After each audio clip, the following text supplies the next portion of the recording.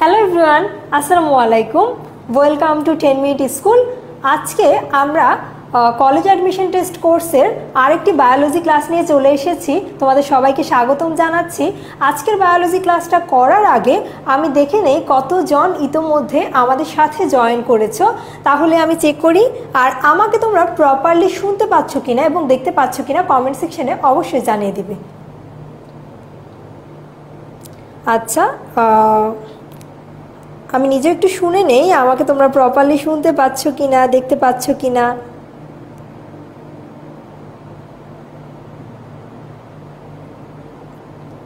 আচ্ছা, আমি দেখতে পাচ্ছি ইতোমধ্যে আমাদের সাথে ফাতেমা জয়েন করেছে, আমাদের সাথে জাহিদ, আকাশ জয়েন করেছে। তোমরা যারা আমাদের সাথে জয়েন করছো কমেন্ট সেকশনে তোমাদের প্রিয় বন্ধুদেরকে মেনশন করে দাও, এবং কে কোন ডিস্ট্রিক্ট থেকে আমাদের সাথে জয়েন করেছে কমেন্ট সেকশনে জানিয়ে দাও। হামিম জিজ্ঞাসা করেছে আমি কেমন আছি। আমি আলহামদুলিল্লাহ ভালো আছি ভাইয়া, আশা রাখছি তোমরা সবাই ভালো আছো। আচ্ছা, জাহিদ নেত্রকোনা থেকে, পার্থ কোটালীপাড়া থেকে, নাজমা বরিশাল থেকে, তামান্না সিলেট থেকে, জান্নাতুল ব্রাহ্মণবাড়িয়া থেকে, হামিম কুমিল্লা থেকে। আচ্ছা, সবাইকে ওয়েলকাম জানাচ্ছি। আজকের ক্লাসটা তোমাদের অনেক ইন্টারেস্টিং হবে, কারণ তোমরা আজকের ক্লাসে এমন একটা চ্যাপ্টার নিয়ে জানবে, বা হচ্ছে এমন একটা টপিক নিয়ে জানবে যেটা দেখা গিয়েছে এসএসসি পরীক্ষা যখন দিয়েছো অনেকে এই চ্যাপ্টারের প্রতি একটু ভীতি ছিল। অনেকের কাছে মনে হতো এখানে অনেক ম্যাথ একটা ব্যাপার থাকে, ক্যালকুলেশন করা লাগবে, এই জন্য হচ্ছে অনেকে দেখা গিয়েছে স্কিপ করেছিলে। আজকে যারা স্কিপ করেছো তারা একটু নতুন করে জানবে, আর যারা অলরেডি পড়ে এসেছো তাদের জন্য তো অনেক সুবিধেই হবে। অনেক ইজিলি তোমরা বুঝে যাবে, আমি যে কোয়েশ্চেনগুলো করবো অনেক ফার্স্ট আনসার করে ফেলতে পারবে। আচ্ছা, আমাদের সাথে মেহেদি হাসান জয়েন করেছে নীলফামারী থেকে, রংপুর থেকে নুজুম জয়েন করেছে, হবিগঞ্জ থেকে আহমেদ জয়েন করেছে। আচ্ছা, তোমরা তোমাদের কি করতে হবে, জয়েন করেছো আমার খুব ভালো লাগছে, তোমরা অনেকেই আমাদের সাথে জয়েন করে ফেলেছো। এখন কি করতে হবে, এখন তোমাদের প্রিয় বন্ধুদেরকে কমেন্ট সেকশনে মেনশন করতে হবে, এবং তোমাদের যে স্কুলের গ্রুপগুলো আছে, মেসেঞ্জার গ্রুপ, হোয়াটসঅ্যাপ গ্রুপ, সবগুলোতে তোমাদের ফ্রেন্ডদেরকে দিয়ে দিতে হবে লিঙ্কটি, এবং ফ্রেন্ডরা যেন সবাই মিলে আমরা ক্লাস করতে পারি, এই জন্য সবাই মিলে চলে আসি। ঠিক আছে, প্রথমেই আমরা আমাদের কোর্স নিয়ে অল্প করে জেনে নেই। তোমরা যারা অলরেডি গ্রুপে জয়েন আছো তোমরা তো জানোই কি কি আছে, আর যারা আজকে নতুন তাদের জন্য আমি ছোট্ট করে একটু ব্রিফ করে নিচ্ছি। তাহলে আমরা দেখি আমাদের কলেজ অ্যাডমিশন টেস্ট কোর্সটি বেসিক্যালি কাদের জন্য, নটরডেম, হলি ক্রস, সেন্ট জোসেফে যারা পড়তে চায় তাদের জন্য। আর এখানে হচ্ছে আমরা কি পাচ্ছি, আমরা 8টি বিষয় পাচ্ছি, 6টি গাইডলাইন প্লাস ভাইভা সেশন, 48টি ক্লাস, লাইভ ক্লাস পাচ্ছি, এবং 58টি এক্সাম পাচ্ছি। আর কি পাচ্ছি, আর হচ্ছে আমরা অনেক অভিজ্ঞ ইনস্ট্রাক্টরদেরকে পাচ্ছি, সিনিয়র জুনিয়র অনেক ইনস্ট্রাক্টর যারা কিনা Notre Dame, Holy Cross, Saint Joseph থেকে পড়ে এসেছেন তাদেরকে আমরা পাচ্ছি। তাহলে আমরা জেনে নেই, আমরা হচ্ছে পেজে তোমরা গ্রুপে গেলেই কিন্তু দেখতে পাবে একটি ওয়েব লিঙ্ক দেওয়া আছে, সেই লিঙ্ক থেকে ডিরেক্টলি এই কোর্স এনরোল করে ফেলতে পারবে। এছাড়াও আমাদের অ্যাপ থেকে খুব ইজিলি তোমরা এই কোর্সটি পেয়ে যাবে। তাহলে দেখো কি করতে হবে, তোমাদেরকে জয়েন করুন, এই যে এখানে জয়েন করুন, জয়েন করে যেতে হবে। তারপর জয়েন করুন, যাওয়ার পর তোমাকে কন্টিনিউ করতে হবে। এখানে পেমেন্ট মেথড উল্লেখ জেনে থাকবে। তো এই কোর্সটি তোমাদের জন্য সম্পূর্ণ ফ্রি, কোনো কস্ট তোমাদের দিতে হবে না, এটা সম্পূর্ণ ফ্রি। তাহলে কেন নয়, সবাই মিলে আসি, ক্লাস করি। তারপর তোমরা অলরেডি গ্রুপে জয়েন হয়ে যাবে। গ্রুপে জয়েন হওয়ার পর এই যে একের পর এক লাইভ ক্লাস দেখতে পাবে, এবং তোমাদের কিছু অ্যাডিশনাল ইনফরমেশন চাইতে পারে, কি স্কুলের নাম এবং ফোন নাম্বার।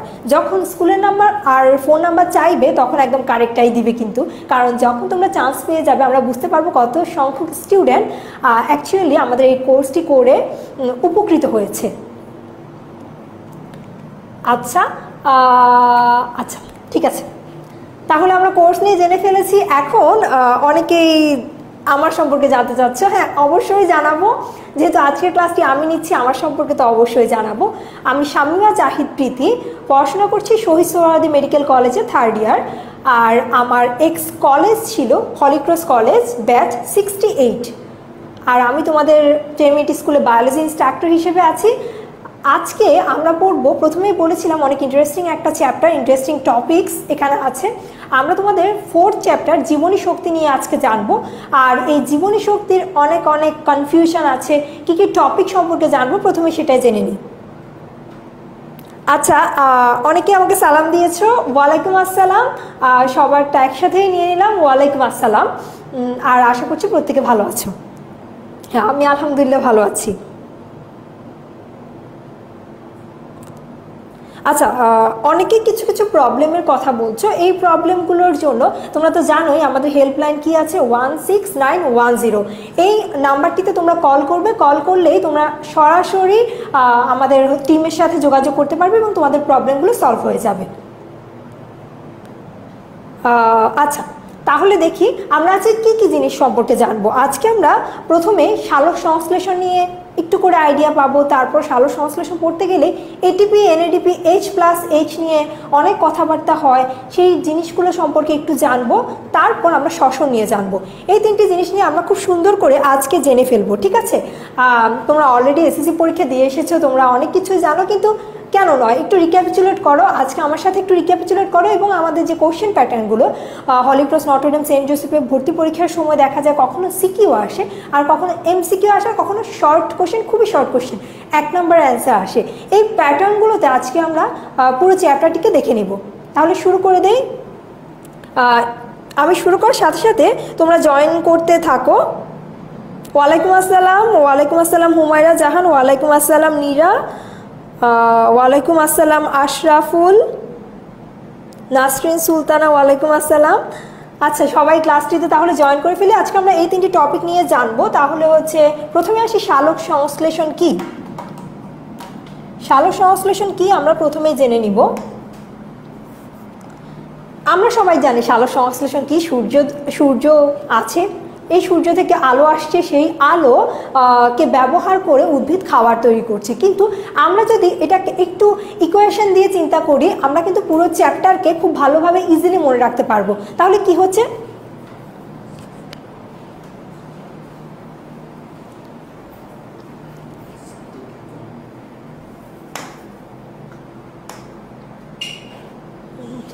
আচ্ছা ঠিক আছে, তাহলে কি হচ্ছে, আমরা হচ্ছে প্রথমে সালোক সংশ্লেষণ নিয়ে জেনে নিচ্ছি। সালোক সংশ্লেষণে যে ব্যাপারগুলো হচ্ছে, তাহলে হচ্ছে আমি প্রথমে একটু দেখিয়ে দেই। এখানে একটা গাছ আছে,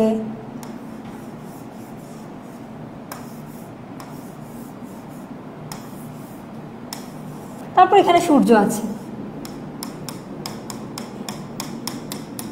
ঠিক আছে? এই গাছ আর সূর্যের মাঝখানে যত কিছু হবে সবকিছুই আজকে সালোক সংশ্লেষণের মধ্যে অন্তর্ভুক্ত হবে। তাহলে আমরা যদি একটা ইকুয়েশন দিয়ে চিন্তা করি, প্রথমে কি হবে, সূর্যের আলো বা আলোক শক্তিকে উদ্ভিদের পাতা, উদ্ভিদের এই অংশটুকু, উদ্ভিদের পাতার এই অংশটুকু কাজে লাগিয়ে উদ্ভিদ তাদের খাদ্য তৈরি করবে, আর সেই প্রক্রিয়াকে আমরা সালোক সংশ্লেষণ বলে থাকি। প্রথমে কি হচ্ছে, প্রথমে আলোক শক্তি, যেটা কিনা সূর্যের আলো থেকে আসছে,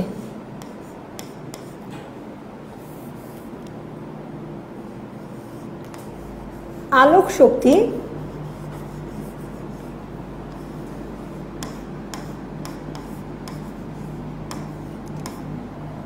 আলোক শক্তি চলে যাচ্ছে কিসে, আলোক শক্তি হচ্ছে পাতায় চলে আসছে। পাতায় কি আছে, পাতায় আছে,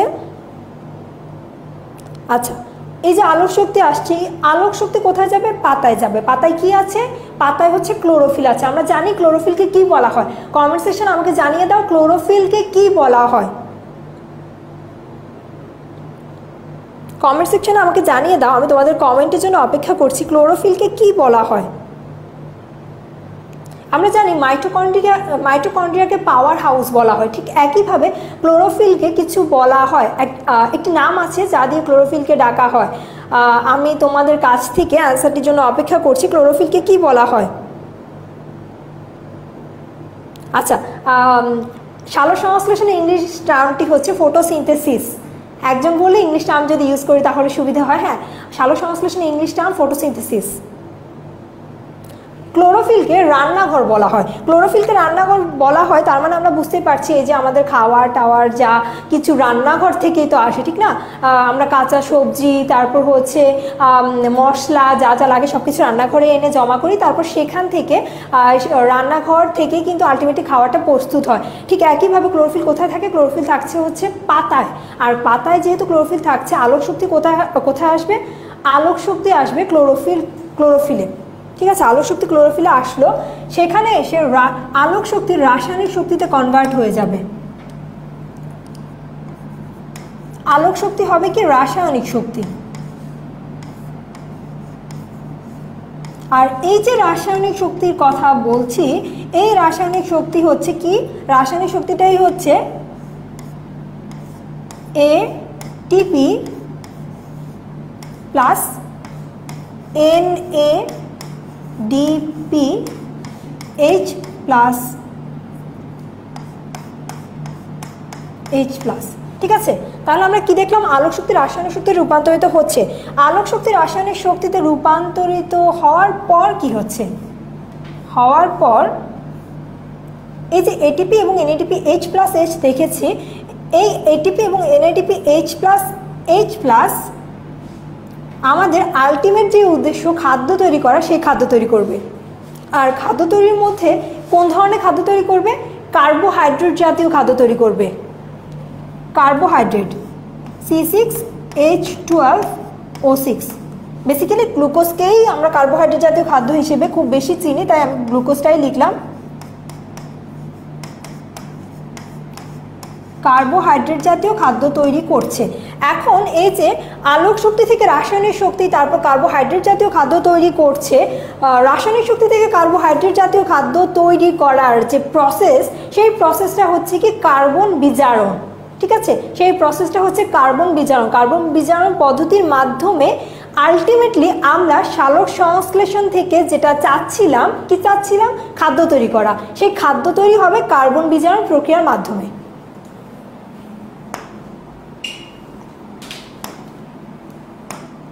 কি হচ্ছে তাহলে? এই যে রাসায়নিক শক্তি,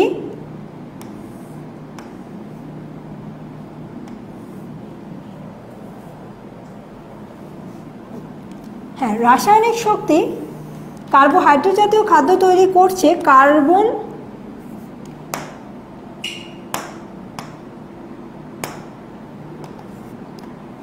কার্বন বিজারণ প্রক্রিয়ার মাধ্যমে।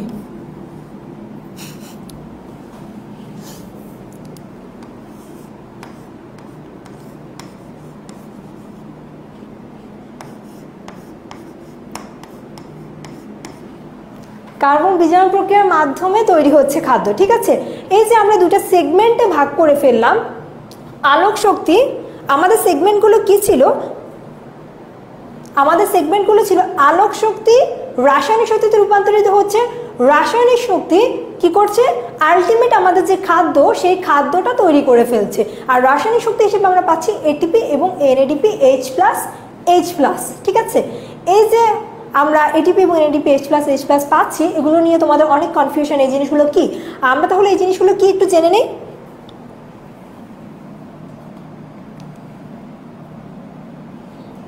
আমরা এখন জানবো এটিপি এবং NADPH+H+ কি।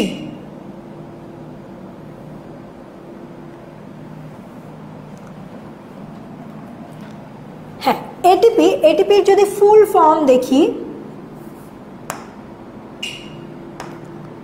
আমরা ফুল ফর্মগুলো একটু দেখে নিই। এটিপির ফুল ফর্ম হচ্ছে এডিনিন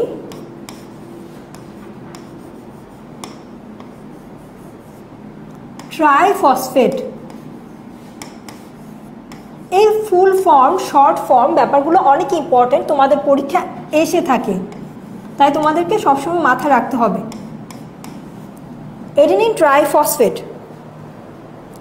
আচ্ছা, তারপর হচ্ছে NADP কি? NADP হচ্ছে, NADPর যখন ফুল ফর্ম NADPH যখন থাকবে সাথে, তখন একটু মাথায় রেখো NADPH, এই যে H যখন আছে তখন বিজারিত শব্দটি উল্লেখ করতে হবে।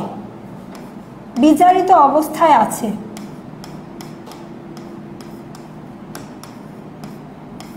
ঠিক আছে, বিজারিত অবস্থায় আছে। তাহলে NADPH বা NADP এর ফুল মিনিংটা কি? Nicotinamide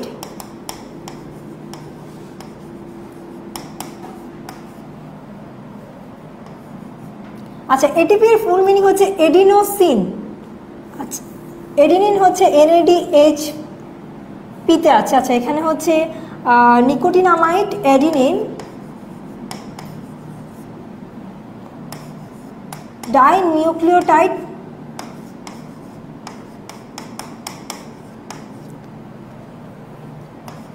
phosphate.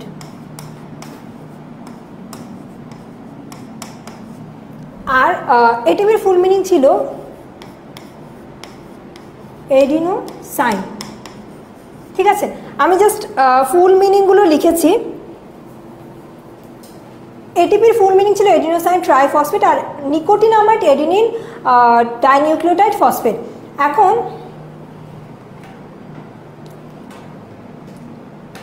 আচ্ছা,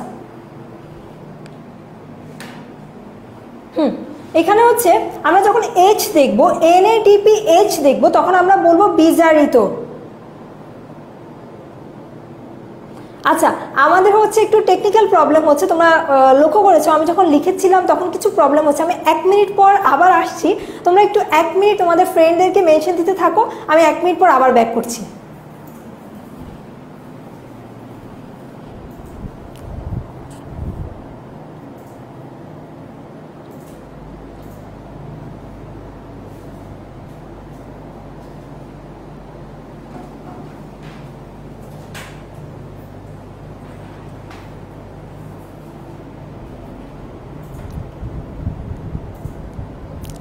আচ্ছা, তোমরা তোমাদের ফ্রেন্ডদেরকে কমেন্ট সেকশনে মেনশন করতে থাকো, আমি আবার 1 মিনিট পর ব্যাক করে চলে আসছি। আমাদের একটু টেকনিক্যাল প্রবলেম হচ্ছে, যার জন্য লিখতে প্রবলেম হয়েছিল, এখন আর হবে না, তোমরা একটু ওয়েট করো।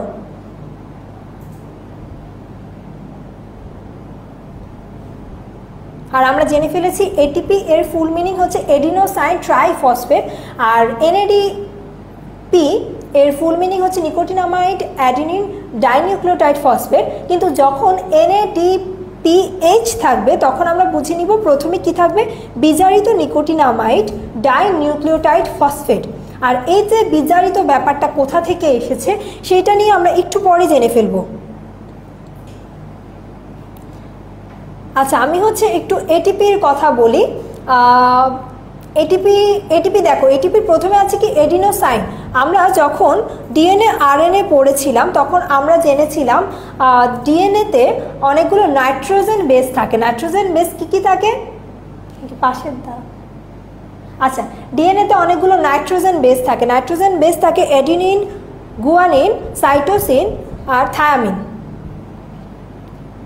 ঠিক আছে, আমরা এমন নাইট্রোজেন বেস দেখে থাকি। এই যে নাইট্রোজেন বেসগুলো, সেই নাইট্রোজেন বেসগুলোর এডিনিন এসে যখন পেন্টোজ সুগারের সাথে যুক্ত হয়, এডিনিন এসে যখন পেন্টোজ সুগারের সাথে যুক্ত হয় তখন আমরা সেটাকে এটিপি, এডিপি এই ধরনের বিভিন্ন নামে যতগুলো ফসফেট যুক্ত হবে তারপর আমরা আলটিমেটলি এটিপি, এডিনিন, এডিপি পেয়ে থাকবো।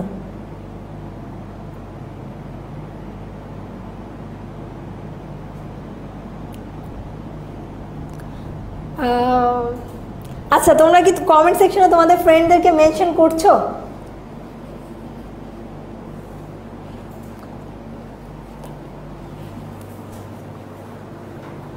আশা করছি আমাকে দেখতে পাচ্ছ।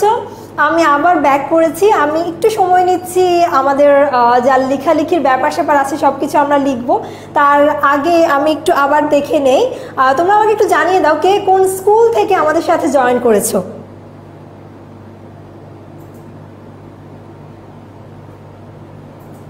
কে কোন স্কুল থেকে জয়েন করেছো কমেন্ট সেকশনে আমাকে জানিয়ে দাও।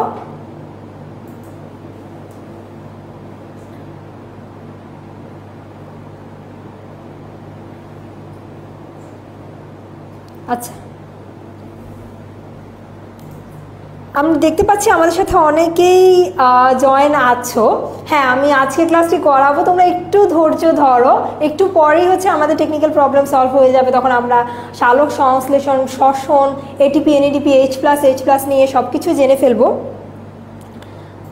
আচ্ছা, আমাদের সাথে Ashfaq Comilla zilla school, Mira Sarkar Satkhira government girls high school, Sikdar Yasir Rajputra model college, Zahid Noapara high school Netrokona district থেকে, তারপর হচ্ছে Rikta Kundu Magura government girls high school থেকে, তৌফিক ফৌজদারহাট কলেজিয়েট থেকে, মোস্তাকিম কুমিল্লা জিলা স্কুল থেকে, নাসরিন BMHS থেকে, Noor Hossain Ahmed Bawani academy school and college থেকে, Sami Pran RFL public school Habiganj থেকে। আচ্ছা, পিয়াস মাদানপুর রহমানিয়া হাই স্কুল থেকে। আমরা বুঝতেই পারছি আমাদের সাথে বাংলাদেশের প্রত্যেক প্রান্ত থেকেই কেউ না কেউ ক্লাসটিতে জয়েন করেছো। আমি আশা করব তোমরা যারা জয়েন করেছো তারা তোমাদের ফ্রেন্ডদেরকে আমাদের ক্লাসটিতে মেনশন করে দাও, যেন তারাও এই ক্লাসগুলো মিস না করে। তোমরা জানোই বায়োলজি ভালোবাসে অনেকে, আবার বায়োলজিকে ভালোবাসে না অনেকে, এমনও আছে। একটা সাবজেক্টকে সবাই ভালোবাসবে না, কিছু মানুষ ভালোবাসবে আর কিছু মানুষ ভালোবাসবে না, কিন্তু পরীক্ষা তো আলটিমেটলি সবাইকে দিতে হবে। তাই আমরা কিভাবে ব্যাপারগুলোকে আবার রিক্যাপিচুলেট করতে পারি বা কিভাবে হচ্ছে মনে করতে পারি, গুছিয়ে পড়তে পারি, সেজন্য আমাদের যে ক্লাসগুলো হচ্ছে 10 মিনিট স্কুল থেকে, সেই ক্লাসগুলো, এই কোর্সের প্রত্যেকটি ক্লাসই কিন্তু তোমাদের জন্য অনেক ইম্পর্টেন্ট। তাহলে কি করতে হবে? ক্লাসগুলো মন দিয়ে করতে হবে।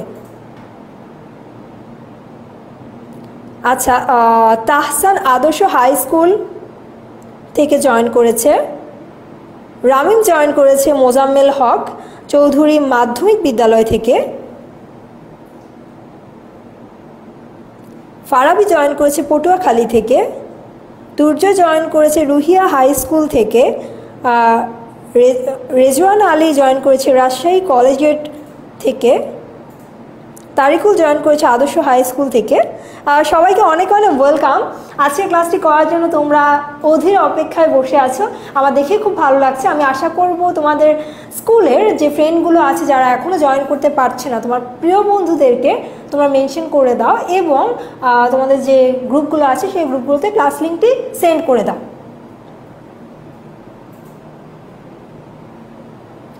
আচ্ছা, নুসরাত নীলিমা বলছে ও বায়োলজি লাভার, কিন্তু কখন হয়েছে সে নিজেই বুঝতে পারেনি। হ্যাঁ, বায়োলজি এমনই, বায়োলজি কখন তুমি ভালোবাসবে তুমি সেটা নিজেই বুঝতে পারবে না, তাই হচ্ছে একটু বুঝে বুঝে বায়োলজিকে পড়তে হবে। বায়োলজিকে যখন একটু বুঝে পড়ে ফেলবে তখন বায়োলজির প্রতি তোমাদের ভালোবাসা অটোই চলে আসবে। অনেকেই ভাবে বায়োলজিতে শুধুমাত্র মুখস্থ মুখস্থ আর মুখস্থ, না, ব্যাপারটা ঠিক এমন না।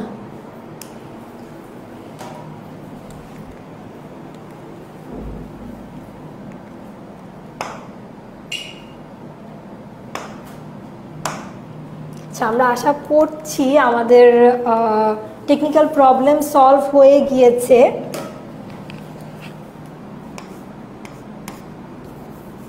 আচ্ছা, আমরা যেখানে ছিলাম আমরা আবার ব্যাক করি, আর তোমরা তোমাদের প্রিয় বন্ধুদেরকে মেনশন করো, ক্লাসটি শেয়ার করে দাও।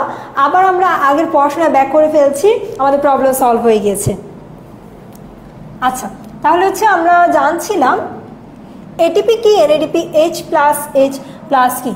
এটিপি আমরা যখন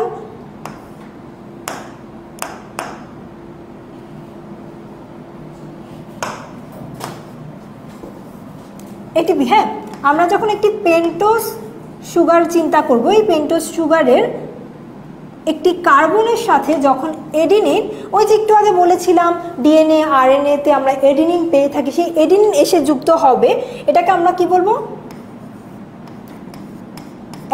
অ্যাডিনোসিন। আমরা এটাকে বলবো অ্যাডিনোসিন। তারপর যখন এখানে ফসফেট এসে যুক্ত হবে, ধরো দুটো ফসফেট এসে যুক্ত হলো, আমরা এটাকে তখন বলবো ADP, এডিনোসিন ডাইফসফেট। আবার আমরা ADP পেয়ে গিয়েছি, এখন যদি আরও ফসফেট এসে যুক্ত হয়, আরেকটি ফসফেট এসে যদি যুক্ত হয়, তখন আমরা সেটাকে বলবো ATP বা এডিনোসিন ট্রাইফসফেট। তখন স্ট্রাকচার আরেকটি পি আমরা এভাবে দেখতে পাবো। ঠিক আছে? আচ্ছা, ঠিক আছে, তাহলে হচ্ছে আমরা ATP জিনিসটা বুঝে ফেললাম। এখন nicotinamide dinucleotide, nicotinamide adenine dinucleotide phosphate কি সেটা যদি চিন্তা করি, এটা হচ্ছে কি একটা প্ল্যাভোপ্রোটিন, কি বললাম, NADP হচ্ছে একটি প্ল্যাভোপ্রোটিন। টার্মটি তোমাদের কাছে নতুন লাগতে পারে, আমি বুঝিয়ে দিচ্ছি।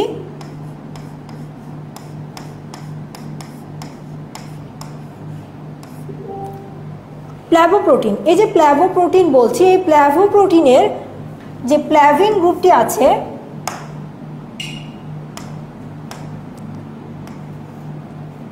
প্ল্যাভিন গ্রুপ,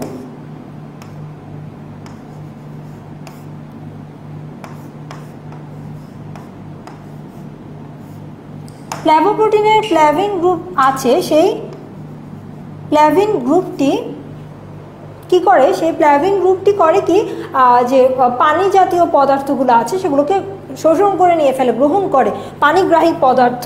প্ল্যাভিন হচ্ছে কি পানিগ্রাহী পদার্থ।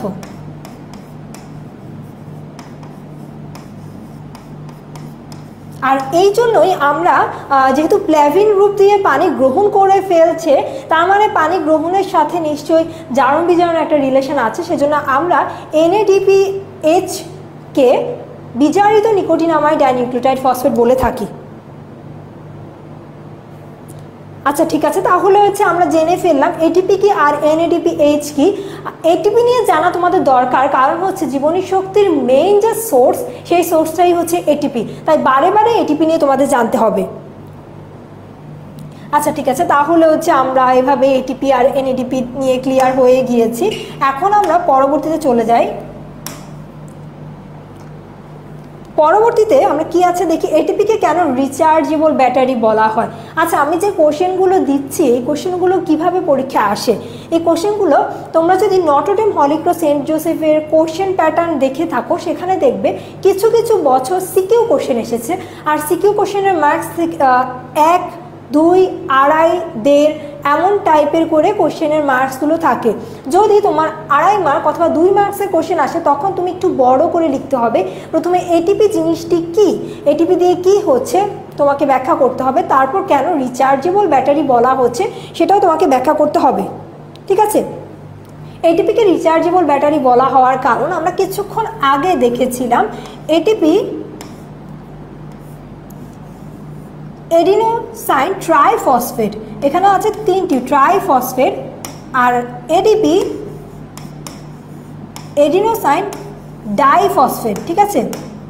এখন ট্রাই আর ডাই এই যে দুটো পাচ্ছি, তার মানে এখানে কনভার্টের একটা ব্যাপার থাকে। যখন এডিপিতে থাকে, এডিপি যখন ইনঅর্গানিক ফসফেট আরেকটি ফসফেটের সাথে যুক্ত হয়, তখন ফর্ম করে কি, তখন ফর্ম করে এটিপি। আবার এভাবে কি হচ্ছে, আমরা যখন একটা ব্যাটারির কথা চিন্তা করি, তুমি যদি তোমার মোবাইলে একটা ব্যাটারির কথাও চিন্তা করো, কি হবে, সেই ব্যাটারি হচ্ছে তুমি যখন কানেক্ট করবে কারেন্টের সাথে, ইলেকট্রিসিটির সাথে যখন কানেক্ট করবে, তখন তুমি সেখান থেকে চার্জ পাবা, ঠিক আছে, সেখান থেকে তুমি চার্জ পাবা। আবার যখন চার্জ পেয়ে যাবা, তখন তুমি আবার ইচ্ছে মতো মোবাইল চালাতে পারবে সেই চার্জকে ইউজ করে, ঠিক আছে। একটা সময় চার্জটা শেষ হয়ে যাচ্ছে, আবার তখন আমি সেটাকে চার্জ করে নিচ্ছি। এই যে ব্যাপারগুলো, একবার চার্জ করে নিচ্ছি, চার্জটা শেষ করে আমি আবার চার্জ করে নিচ্ছি, বারবার রিচার্জ করা যাচ্ছে। এই একইভাবে এটিপি যখন ইনঅর্গানিক ফসফেট বা একটা ফসফেটের সাথে যুক্ত হচ্ছে, তখন শক্তির প্রয়োজন হয়, তখন কি হচ্ছে, শক্তির প্রয়োজন হচ্ছে।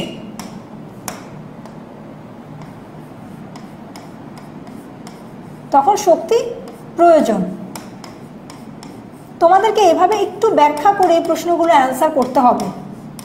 আর একইভাবে আমি শক্তি পেয়ে গিয়েছি, এটিপি পেয়ে গিয়েছি, এখন আমি শক্তি নিয়ে বসে থাকলে তো হবে না। ঠিক একইভাবে উদ্ভিদের ক্ষেত্রে শুধুমাত্র শক্তি নিয়ে বসে থাকবে না, উদ্ভিদ কি করবে, কাজ করবে। উদ্ভিদ কাজ করার জন্যই এটিপিকে খরচ করতে হবে, এটিপিকে খরচ করতে হবে। তখন কি হবে, এটিপিকে খরচ করে এডিপিতে পরিণত হবে, তখন হচ্ছে শক্তি নির্গত হবে। অর্থাৎ শক্তি তখন আমরা পাচ্ছি, যা যা শক্তি ছিল সেই শক্তিগুলোকে ইউজ করে ফেলা হয়েছে কখন, যখন এডিপি থেকে এটিপি তৈরি হয়েছে। আর যখন এটিপি ভেঙে গিয়ে আবার এডিপিতে চলে আসবে তখন আমি সেই শক্তিটাকে ব্যবহার করে ফেলতে পারবো। এই যে একবার শক্তির প্রয়োজন হচ্ছে, আরেকবার শক্তি খরচ হয়ে যাচ্ছে, এই যে ব্যাপারগুলো, শক্তি নির্গত হচ্ছে এবং শক্তি উৎপন্ন হচ্ছে, আরেকবার হচ্ছে শক্তি খরচ হচ্ছে, এই ব্যাপারগুলো রিসাইক্লিং করতে থাকে, সাইক্লিকভাবে যখন ঘুরতে থাকে সেটাকে বলা হয় কি রিচার্জেবল ব্যাটারি। একটা ব্যাটারির মতো কাজ করছে, তাই রিচার্জেবল ব্যাটারি বলা হচ্ছে। হ্যাঁ, একজন প্রশ্ন করেছো এটিপি কি কখনো এএমপি হয়?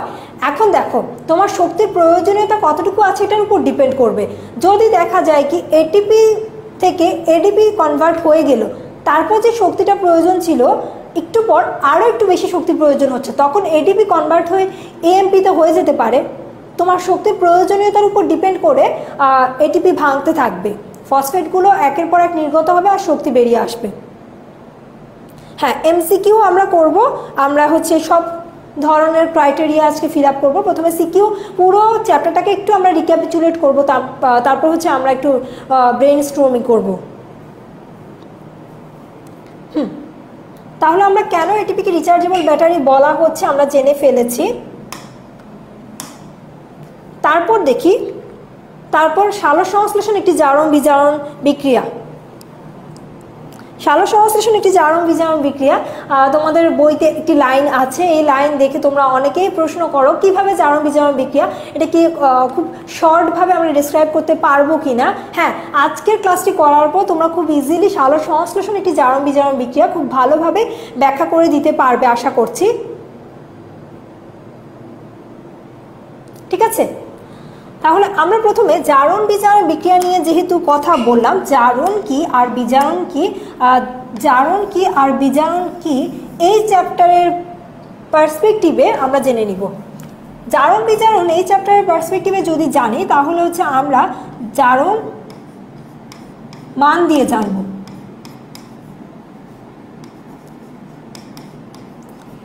আচ্ছা, জারণ বিজারণ একটি সালোক সংশ্লেষণ একটি জারণ বিজারণ বিক্রিয়া, খুব ইন্টারেস্টিং একটা কোশ্চেন। এই কোশ্চেনের অ্যান্সার করার আগে আমি দেখব কয়জন এই লাইভটি শেয়ার করেছো, আমাকে কমেন্ট সেকশনে শেয়ার করে ডান লিখে দাও। যা আমি দেখছি তোমরা কে কে ডান লিখেছো, কে কে শেয়ার করেছো, আমি একটু দেখব তোমরা কে কে ক্লাসটি শেয়ার করেছো। সালোক সংশ্লেষণ একটি জারণ বিজারণ বিক্রিয়া খুব ইম্পর্টেন্ট একটি কোশ্চেন, এই কোশ্চেনের অ্যান্সারটি আমি একটু পরে দিব। তার আগে আমি দেখে নিব কে কে ক্লাসটি শেয়ার করেছো। যারা শেয়ার করবে কমেন্ট সেকশনে ডান লিখো। শুভ্র শেয়ার করেছে, thanks for sharing. Samin share করেছে, আতিফ শেয়ার করেছে, পার্থ বিশ্বাস, জাহিদ শেয়ার করেছে, আবতাহি শেয়ার করেছে, প্রণব শেয়ার করেছে, ফুয়াদ শেয়ার করেছে,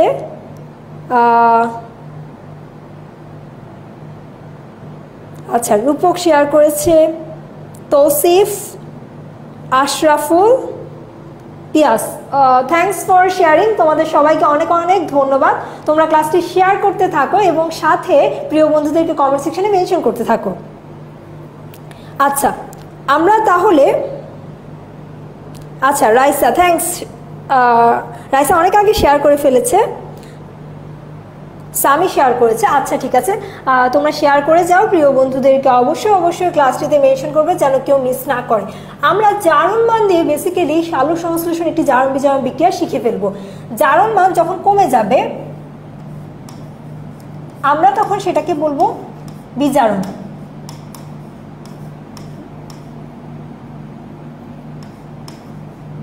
আর জারণ মান যখন বেড়ে যাবে আমরা তখন এটাকে বলবো জারণ।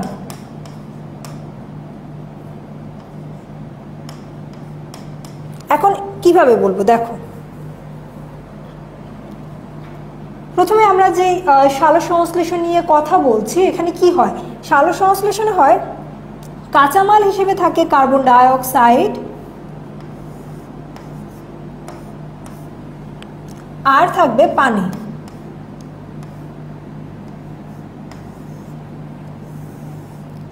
আর কাদের উপস্থিতির প্রয়োজন হবে, ক্লোরোফিল এবং সূর্যালো। ক্লোরোফিল এবং সূর্যালো।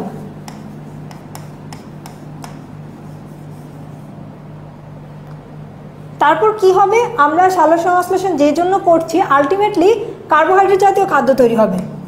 C6H12O6 অক্সিজেন আর হাইড্রোজেন, সরি অক্সিজেন আর পানি যেটা উৎপন্ন হবে এইটা কিন্তু আমরা উপজাত হিসেবে পাবো, কিন্তু আমাদের আলটিমেট উদ্দেশ্যটা হচ্ছে কি কার্বোহাইড্রেট জাতীয় খাদ্য তৈরি করা, যেটা কিনা এখানে গ্লুকোজ দেওয়া আছে C6H12O6। এখন এখানে কিভাবে জারণ বিজারণ হয় আমরা জেনে নেই। দেখো আমরা জারণ মান কমে যাওয়া আর জারণ মান বেড়ে যাওয়া একটা ব্যাপার বলেছি, তাহলে জারণ মান কমে যাওয়ার বেড়ে যাওয়ার জন্য জারণ মান তো জানতে হবে।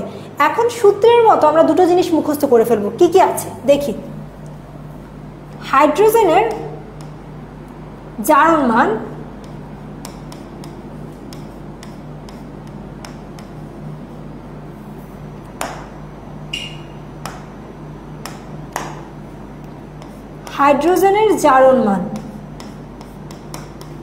একদম মুখস্থ রেখে দিব এটা, ঠিক আছে, যেন সামনে তোমাদের কখনো আসলে ভুল না হয়।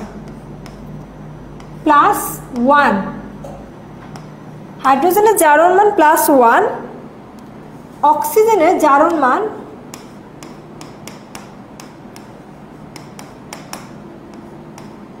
-2। হাইড্রোজেনের জারণ মান তাহলে কত, +1 আর অক্সিজেনের জারণ মান -2।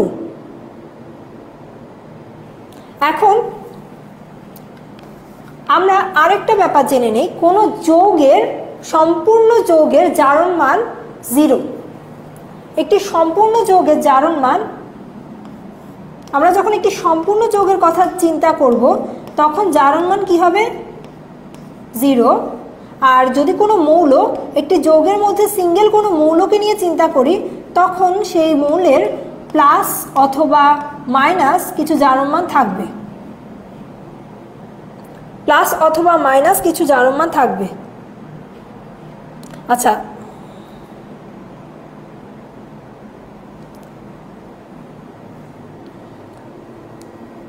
আশা করছি তোমরা দেখতে পাচ্ছ, আমি লিখেছি এই জায়গাটা দেখতে পাচ্ছ, হ্যাঁ দেখতে পাচ্ছ তোমরা। যৌগের জারণ মান হবে 0 আর মৌলের জারণ মান কি হবে, মৌলের জারণ মান প্লাস অথবা মাইনাস যে কোনো একটা জারণ মান হবে। তাহলে দেখি এই যে যৌগ এখানে কি কি আছে, কার্বন ডাইঅক্সাইড, পানি, কার্বোহাইড্রেট বা হচ্ছে গ্লুকোজ, অক্সিজেন, তারপর পানি, এখানে সবগুলোই কিন্তু এক একটা যৌগ।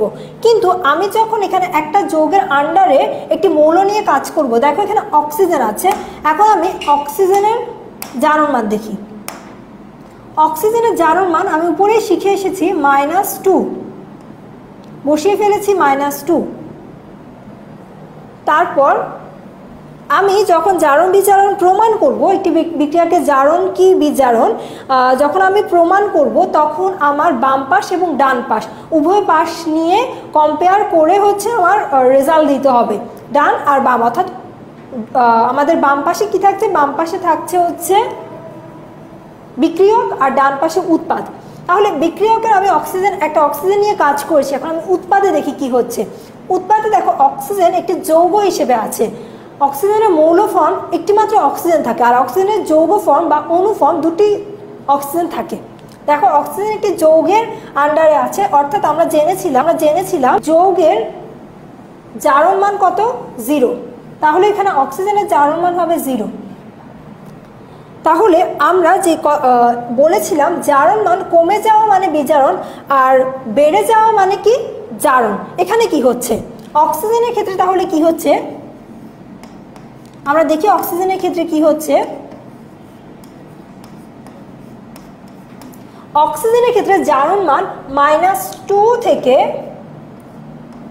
0 হয়ে গিয়েছে, -2 থেকে অক্সিজেনের ক্ষেত্রে জারণ মান 0 হয়ে গিয়েছে। তার মানে -2 থেকে 0 হওয়ার মানে কি জারণ মান বা জারণ সংখ্যা বেড়ে গিয়েছে, জারণ মান বা জারণ সংখ্যা বেড়ে গিয়েছে, ঠিক আছে। আর এই যে জারণ মান বা জারণ সংখ্যা বেড়ে যাওয়া, জারণ মান বা জারণ সংখ্যা বেড়ে যাওয়াকে কি বলে আমাকে বলো। জারণ মান বা জারণ সংখ্যা বেড়ে যাওয়াকে কি বলে?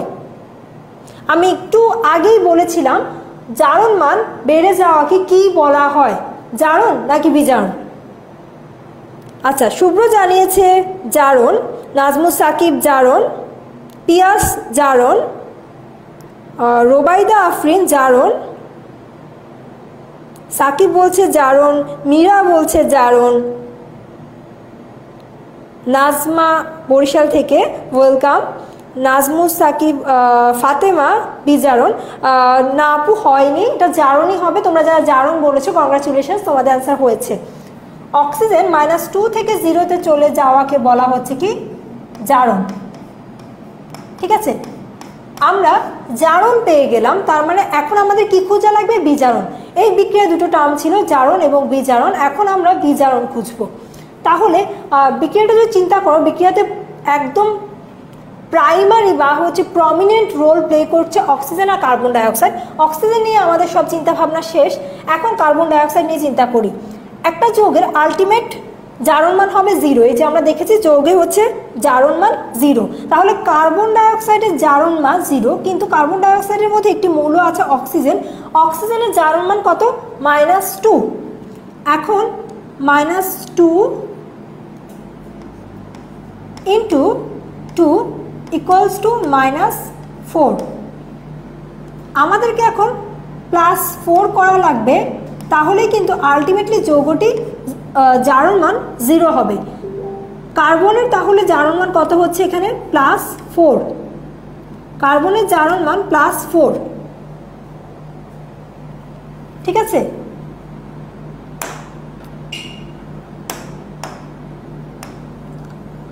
অক্সিজেনের জারণ মান পেয়েছি -2, কার্বনের জারণ মান পাবো +4। আমরা বিক্রিয়কে কার্বন দেখে ফেলেছি, এখন আমরা উৎপাদে কার্বন দেখতে যাব। বিক্রিয়কে কার্বন দেখে ফেলেছি, এখন আমরা উৎপাদে কার্বন দেখতে যাব। ঠিক আছে, উৎপাদে কার্বন দেখতে যাব। হ্যাঁ, তোমরা অনেকেই বলতে পারছো, অর্পিতা বললো কার্বন 4, কার্বনের জারণ মান +4, জাহিদ বলছে কার্বনের জারণ মান +4, শুভ্র বলল +4, পিয়াস বলল +4। হ্যাঁ ঠিক আছে, তোমাদের অ্যান্সার হচ্ছে। এখন আমরা প্রথমে বিক্রিয়কের দেখলাম, বাম পাশটা বিক্রিয়ক, ডান পাশ উৎপাদে দেখি। উৎপাদে আমাকে আমরা একটু আগে শিখেছিলাম অক্সিজেনের জারণ মান -2। আমাকে তোমরা একটু বলো হাইড্রোজেনের জারণ মান কত? অক্সিজেনের জারণ মান -2। আমি এখানে মুখস্থ যেটা শিখেছিলাম সূত্র বসিয়ে দিচ্ছি। অক্সিজেনের জারণ মান -2, আমাকে বলো হাইড্রোজেনের জারণ মান কত?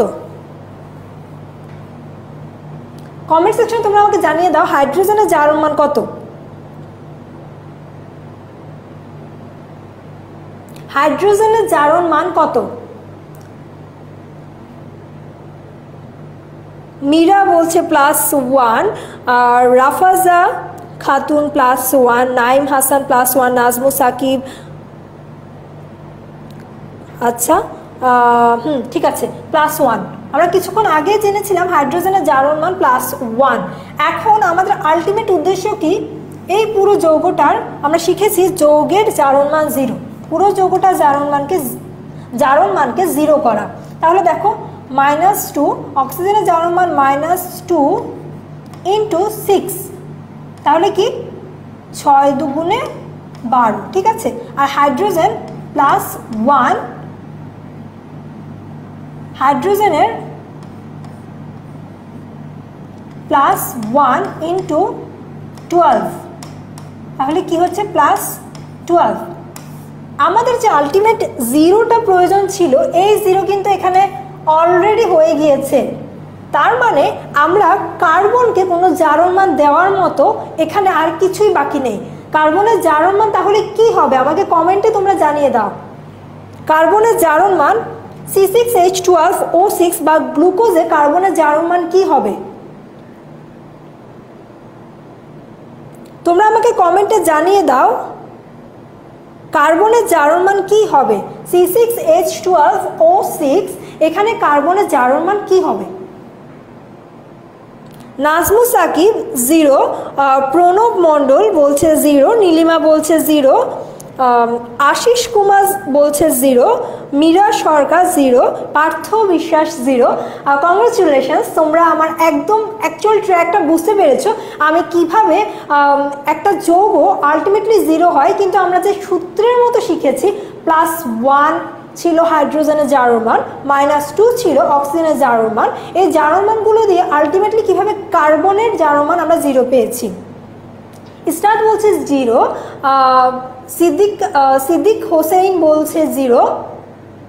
আচ্ছা, সবাইকেই কংগ্রাচুলেশনস। তাহলে আমরা পেলাম কার্বনের জারণ মান 0। তাহলে আমরা কি করেছিলাম আমরা একটু দেখি। এখানে বিক্রিয়কে কার্বন ডাইঅক্সাইডে যে কার্বন আছে সেই কার্বনের জারণ মান ছিল +4, সেই কার্বনের জারণ মান ছিল +4। এখন উৎপাদে যে কার্বন আমরা পেয়েছি সেই কার্বনের জারণ মান 0। ঠিক আছে, তাহলে কি হয়েছে, আমরা এখন কার্বন নিয়ে জানলাম। কার্বনে তাহলে কি হলো, কার্বনে জারণ মান +4 থেকে 0 হয়ে গেল। কার্বনের জারণ মান +4 থেকে 0 হওয়া কি হয়েছে, জারণ হয়েছে নাকি বিজারণ হয়েছে? কমেন্টে আমাকে জানিয়ে দাও। মীরা সরকার জানাচ্ছে বিজারণ হয়েছে, রোবাইদা বলছে বিজারণ, নাজমুস সাকিব বিজারণ, তারপর হচ্ছে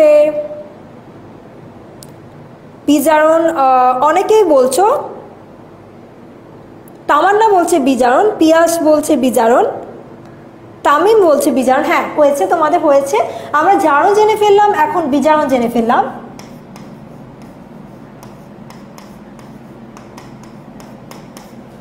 ঠিক আছে, আমরা তাহলে জারণ জেনে ফেললাম, আমরা বিজারণটাও জেনে ফেললাম।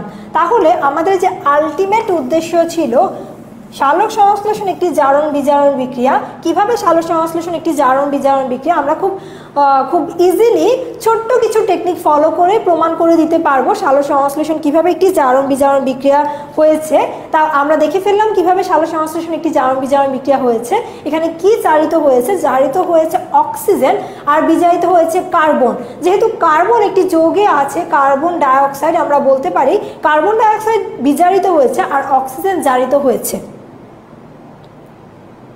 আচ্ছা, তোমরা কি বুঝতে পেরেছো কার্বন ডাইঅক্সাইড আর অক্সিজেন কিভাবে জারিত বিজারিত হয়ে সালোক সংশ্লেষণ একটি জারণ বিজারণ বিক্রিয়া হয়েছে? আমাকে একটু কমেন্টে জানিয়ে দাও তোমরা কি বুঝতে পেরেছো কিনা।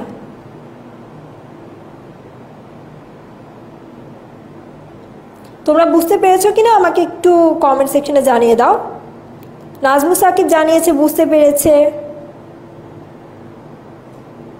হ্যাঁ, এমসিকিউ করাবো একটু পরে, তোমাদের জন্য এমসিকিউ আসবে। তার আগে আমরা এই যে আমি যখন টপিক বোঝাচ্ছি তখন তোমাদেরকে অনেক এমসিকিউ থ্রো করছি, সেই এমসিকিউগুলোর অ্যান্সার তোমরা করে ফেলো। পার্থ বলছে ক্লিয়ার বুঝতে পেরেছে, মিল্টন বলছে বুঝতে পেরেছে। আচ্ছা ঠিক আছে, আচ্ছা থ্যাঙ্কস, তোমরা এতক্ষণ আমার সাথে ছিলে।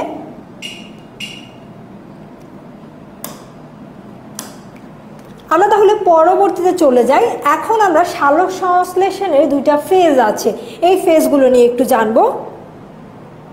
হ্যাঁ, ইকরামুল জানিয়েছে বুঝতে পেরেছে। আচ্ছা ঠিক আছে, সালোক সংশ্লেষণের দুটো ফেজ আছে, আলোক নির্ভর পর্যায় এবং আলোক নিরপেক্ষ পর্যায়।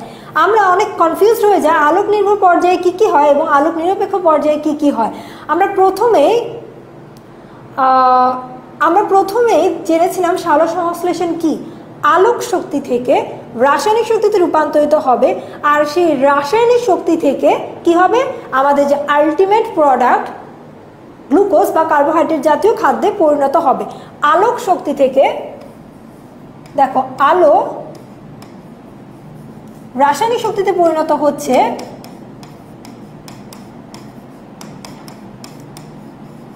এইটুকু ধাপ কোথায় হয়ে থাকে, এইটুকু ধাপ আমরা দেখব, এইটুকু ধাপ আলোক নির্ভর পর্যায়ে হয়ে থাকে। আমরা সংজ্ঞায় কি জেনেছিলাম, আমরা সংজ্ঞায় জেনেছিলাম আলোক নির্ভর পর্যায়ে যে প্রথম অংশটুকু, সেই অংশটুকু সংজ্ঞায় আমরা জেনেছিলাম আলোক শক্তি পরিণত হচ্ছে রাসায়নিক শক্তিতে। এখন একদম লাস্ট পার্টে চলে যাই, আমাদের সালোক সংশ্লেষণের উদ্দেশ্যটা কি? সালোক সংশ্লেষণের উদ্দেশ্য হচ্ছে কার্বোহাইড্রেট জাতীয় খাদ্য তৈরি করা। কার্বোহাইড্রেট জাতীয় খাদ্য তৈরি করবে, ঠিক আছে? রাসায়নিক শক্তি থেকে এখন খাদ্য তৈরি করবে, কার্বোহাইড্রেট জাতীয় খাদ্য। এখন রাসায়নিক শক্তি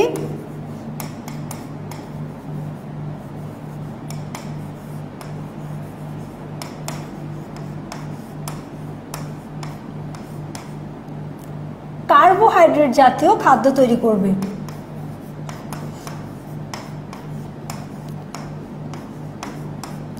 আর এই যে ধাপটি, এই ধাপটি হবে কোথায়? আলোক নিরপেক্ষ পর্যায়ে। আলোক নিরপেক্ষ পর্যায়ে রাসায়নিক শক্তি কার্বোহাইড্রেট জাতীয় খাদ্য তৈরি করবে। এই ধাপটি হবে, হ্যাঁ, এই ধাপটি হবে কোথায়? এই ধাপটি হবে আলোক নিরপেক্ষ পর্যায়ে, ঠিক আছে? এখন এই যে রাসায়নিক শক্তি নিয়ে কথা বলছি, রাসায়নিক শক্তি কি ছিল আমরা জেনেছিলাম? রাসায়নিক শক্তি ছিল এটিপি এবং এনএডিপি, ঠিক আছে? আমরা তাহলে এই যে সালোক সংশ্লেষণের দুটো ধাপ বা দুটো পর্যায়, এই দুটো পর্যায় থেকে যে এমসিকিউগুলো আসবে বা সিকিউ কোশ্চেন যখন আসবে তখন আমরা মাথা একদম ভালো করে রেখে দিব। প্রথম পর্যায়ে বা হচ্ছে আলোক নির্ভর পর্যায়ে কি হচ্ছে? আলোক নির্ভর পর্যায়ে হচ্ছে আলোক শক্তি রাসায়নিক শক্তিতে পরিণত হচ্ছে। আলোক নিরপেক্ষ পর্যায়ে কি হচ্ছে? আলোক নিরপেক্ষ পর্যায়ে আলোক শক্তি রাসায়নিক শক্তি রূপান্তরিত হওয়ার পরের ধাপটুকু রাসায়নিক শক্তি কার্বোহাইড্রেট জাতীয় খাদ্য তৈরি করছে।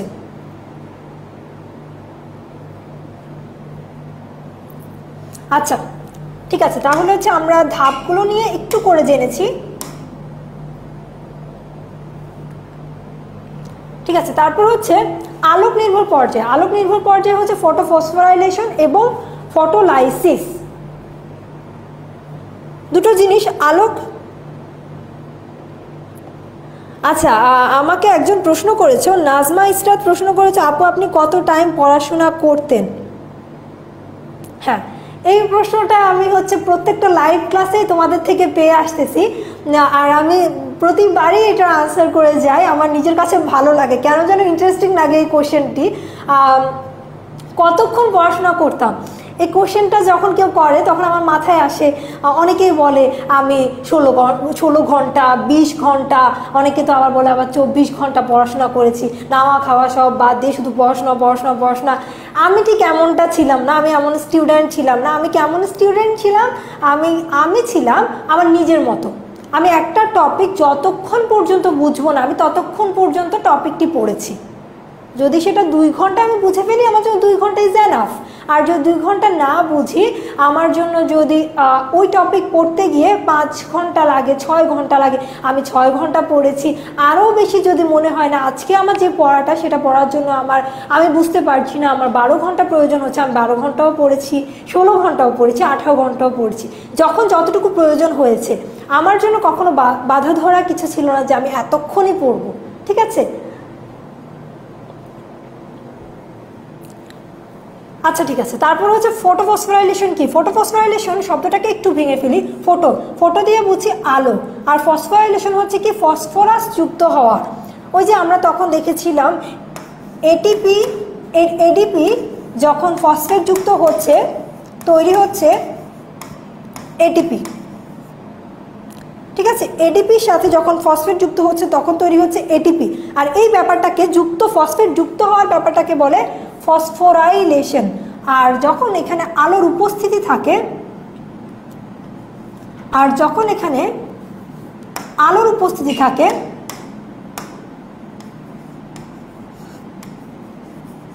তখন সেটাকে আমরা বলবো ফটোফসফোরাইলেশন।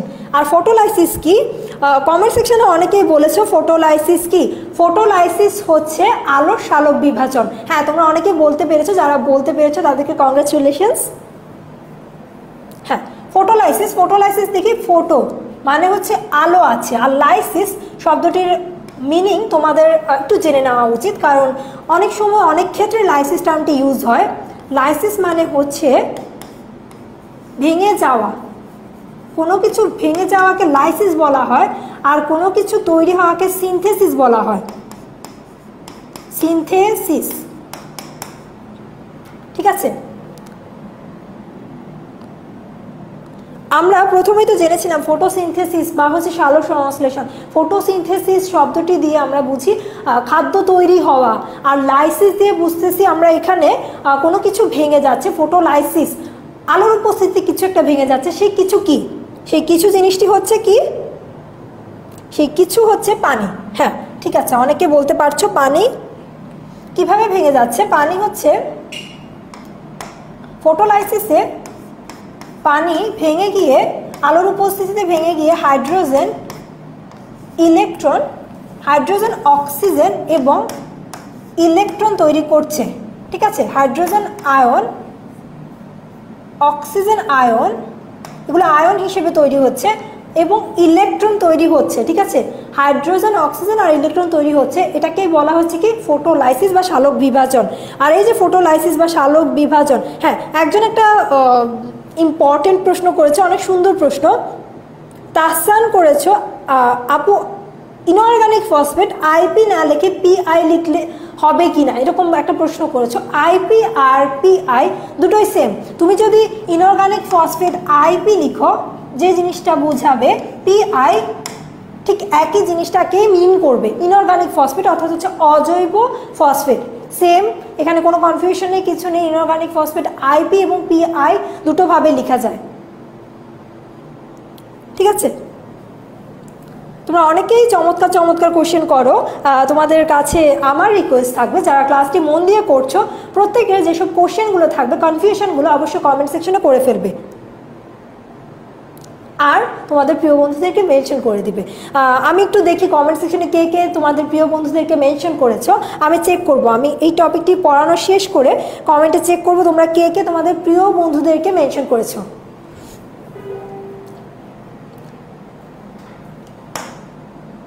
তোমরা তোমাদের প্রিয় বন্ধুদেরকে ক্লাসটিতে মেনশন করে দাও, আমি চেক করব, কমেন্ট চেক করব কে কে মেনশন করেছো।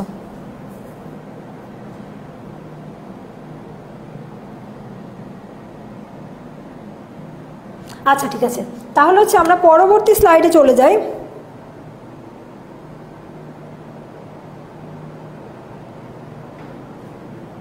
হ্যাঁ, হয়, একজন জিজ্ঞেস করলে হাইড্রোজেন আয়ন আর ইলেকট্রন মিলে কি হাইড্রোজেন পরমাণু হয় না?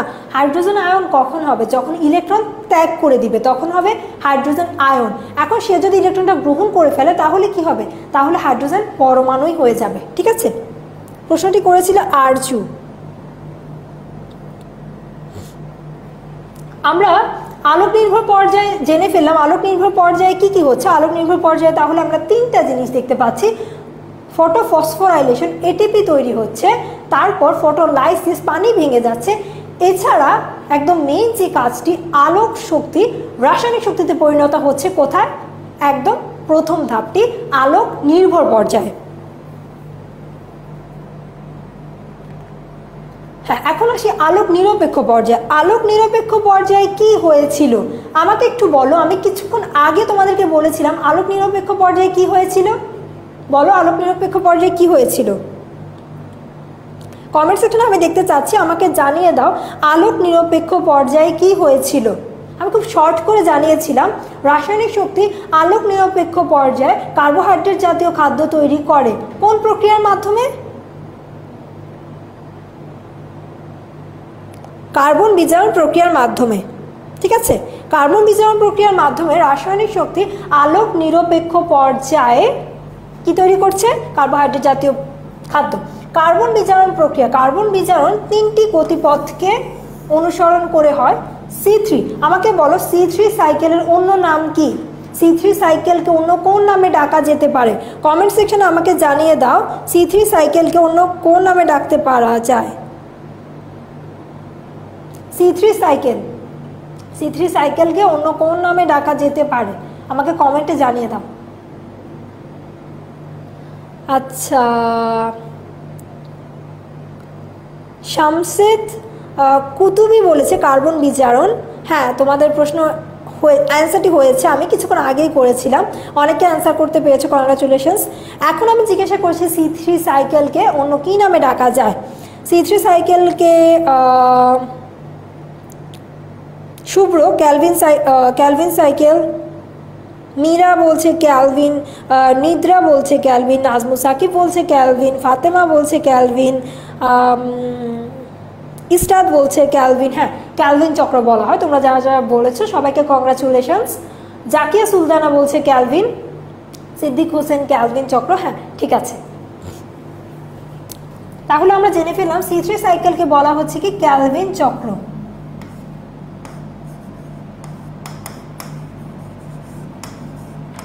ক্যালভিন চক্র। আর C4 সাইকেলকে কি বলা হয়?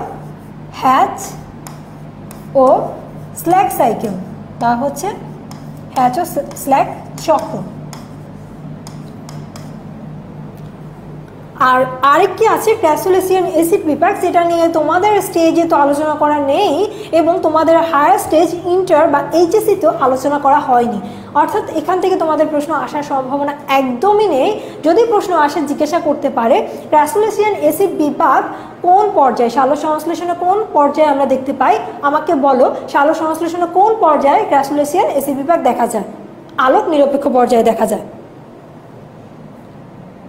সালোক সংশ্লেষণের আলোক নিরপেক্ষ পর্যায়ে ক্র্যাসুলেসিয়ান অ্যাসিড বিপাক দেখা যায়।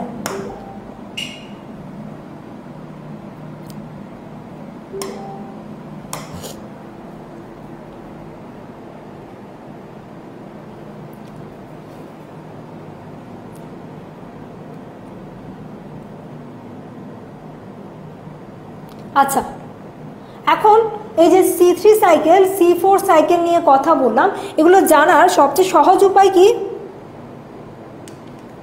এগুলো জানার জন্য আমি খুব সহজ একটি পার্থক্যের মাধ্যমে জেনে নিব। আমরা এই পার্থক্যের মাধ্যমে জেনে নিব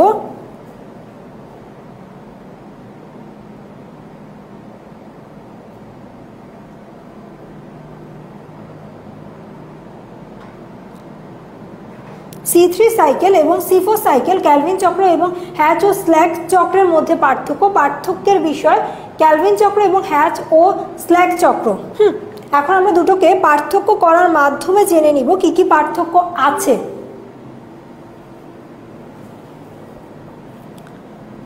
প্রথমে দেখি কোথায় হয় ক্যালভিন চক্র। কোথায় হয় ক্যালভিন চক্র? ক্যালভিন চক্র হয় মেসোফিল কোষে, আর হ্যাচ ও স্ল্যাক চক্র হয় মেসোফিল ও বান্ডলশীথ কোষে।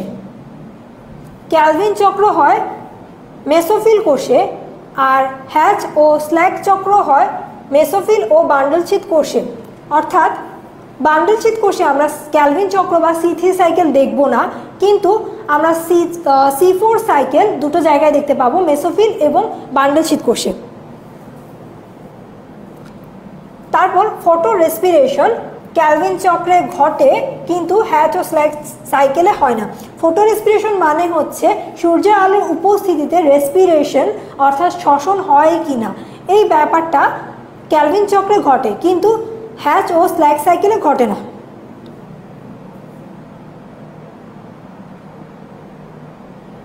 ঠিক আছে, ফটো রেসপিরেশন আমরা ক্লিয়ার হয়েছি। এখন প্রাথমিক কার্বন ডাইঅক্সাইড গ্রহিতা।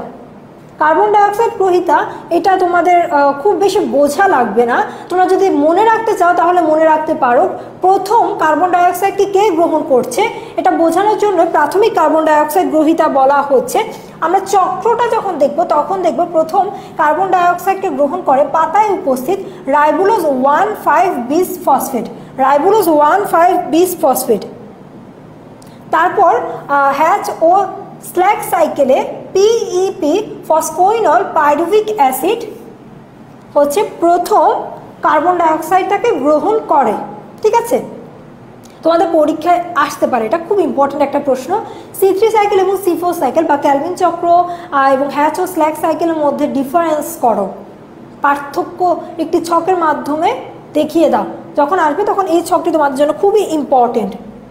তারপর কার্বন ডাইঅক্সাইড ফিক্সিং এনজাইম, একই প্রশ্নেরই একই টাইপেরই কথা, তোমরা জাস্ট মনে রাখো রুবিস্কো আর হচ্ছে পিইপি কার্বক্সিলেজ তোমাদের জন্য খুব বেশি গুরুত্বপূর্ণ না, এটা মনে রাখতে হবে না। কিন্তু আমি যদি গুরুত্বপূর্ণ বলি, 1 নাম্বার তোমাদের অবশ্যই মনে রাখতে হবে, 2 নাম্বার মনে রাখতে হবে, 5 নাম্বার মনে রাখতে হবে। 5 নাম্বারে কি আছে? 5 নাম্বারে আছে প্রথম স্থায়ী পদার্থ 3-ফসফোগ্লিসারিক অ্যাসিড। 3-ফসফোগ্লিসারিক অ্যাসিড প্রথম স্থায়ী পদার্থ কি? 3-ফসফোগ্লিসারিক অ্যাসিড। অর্থাৎ আমরা যখন সাইকেলটা দেখব, সাইকেলটার একদম প্রথমেই থাকবে একটা স্থায়ী পদার্থ, অনেক বিক্রিয়া হবে, সেই বিক্রিয়া করে করে অস্থায়ী পদার্থগুলো ভেঙে যাবে, কিন্তু একটা সময় গিয়ে দেখা যাবে কি একটা বস্তু বা হচ্ছে একটা পদার্থ স্থায়ী হয়ে যাবে। সেই স্থায়ী পদার্থটা হচ্ছে কি? 3-ফসফোগ্লিসারিক অ্যাসিড। আর হ্যাচ ও স্ল্যাগ সাইকেলে প্রথম স্থায়ী পদার্থ হচ্ছে অক্সালো অ্যাসিটিক অ্যাসিড। অক্সালো অ্যাসিটিক অ্যাসিড, ঠিক আছে? হ্যাচ ও স্ল্যাগ সাইকেলে অক্সালো অ্যাসিটিক অ্যাসিড। তাহলে আমরা পেয়ে গেলাম সিফো সাইকেলকে কেন সিফো সাইকেল বলা হয়? কারণ অক্সালো অ্যাসিটিক অ্যাসিড একটি 4 কার্বন বিশিষ্ট হ্যাচ ও স্ল্যাগ চক্র বা 4 কার্বন বিশিষ্ট যৌগ। আমাকে তোমরা জানাও ক্যালভিন চক্রকে কেন C3 সাইকেল বলা হয়? কেন C3 সাইকেল বলা হয়? ক্যালভিন চক্রকে কেন C3 সাইকেল বলা হয়? আমাকে তোমরা জানাও। আমরা জেনেছি সিফো সাইকেল বলার কারণ, হ্যাচ ও স্ল্যাগ সাইকেলকে সিফো সাইকেল বলার কারণটা কি ছিল? কারণ ছিল এখানে অক্সালো অ্যাসিটিক অ্যাসিড নামের একটি যৌগ উৎপন্ন হয় যেটা কিনা 4 কার্বন বিশিষ্ট। তাহলে ক্যালভিন চক্রকে কেন C3 সাইকেল বলা হয়?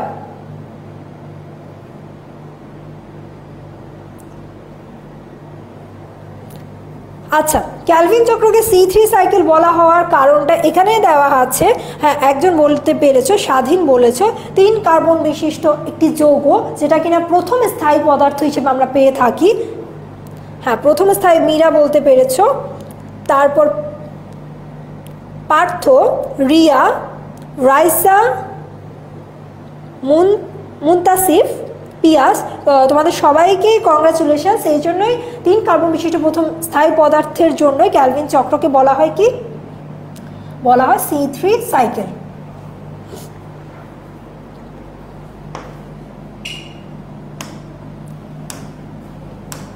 আচ্ছা, তারপর হচ্ছে আরও কিছু পার্থক্য আছে। কার্বন ডাইঅক্সাইডের কার্বক্সিলেজের দক্ষতা।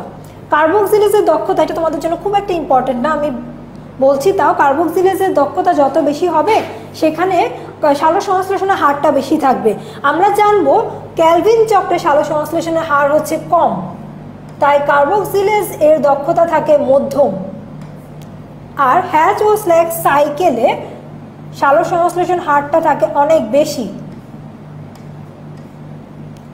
বেশি থাকে, ঠিক আছে? তাই কার্বক্সিলেজের দক্ষতা থাকে উচ্চ। এখন ক্লোরোপ্লাস্টের ধরন অবশ্যই এক ধরনের হবে। আমরা জেনেছিলাম মেসোফিল টিস্যু জেনেছিলাম।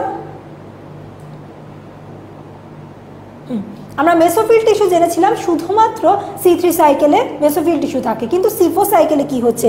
মেসোফিল টিস্যু থাকে শুধুমাত্র C3 সাইকেলে, কিন্তু সিফো সাইকেলে আমরা বান্ডেল শীথ এবং মেসোফিল 2 ধরনের ক্লোরোপ্লাস্ট পেয়ে থাকি। C3 সাইকেলে শুধুমাত্র মেসোফিল ক্লোরোপ্লাস্ট পাওয়া যায়, তাই একই ধরনের বলা হয়েছে, কিন্তু সিফো সাইকেলে বান্ডেল শীথ এবং মেসোফিল 2 ধরনের ক্লোরোপ্লাস্টই পাওয়া যায়, এই জন্য বলা হয়েছে 2 ধরনের পাওয়া যাচ্ছে। তাহলে তোমাদের জন্য ক্লোরোপ্লাস্টের ধরন খুব ইম্পর্টেন্ট। আদর্শ তাপমাত্রা ইম্পর্টেন্ট, 10 ডিগ্রি থেকে 25 ডিগ্রি সেলসিয়াস ক্যালভিন চক্রে, আর হ্যাচ ও স্ল্যাগ সাইকেলে 30 ডিগ্রি থেকে 45 ডিগ্রি সেলসিয়াস। তারপর হচ্ছে কার্বন ডাইঅক্সাইডের ঘনত্ব 500 ppm, আর এখানে হচ্ছে 0.10 ppm।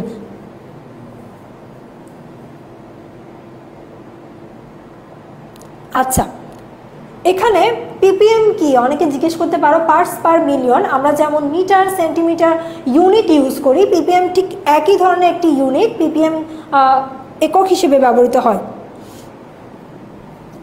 আচ্ছা, তাহলে হচ্ছে আমরা জেনে ফেললাম ক্যালভিন চক্র নিয়ে, জেনে ফেললাম। হ্যাঁ, তো স্ল্যাগ সাইকেল নিয়ে জেনে ফেললাম। এরই মাধ্যমে আমাদের সালোক সংশ্লেষণ টপিকটি শেষ হয়ে গিয়েছে। তোমরা একটু অপেক্ষা করো, সালোক সংশ্লেষণের পর আমরা শ্বসন নিয়ে একটু জানবো।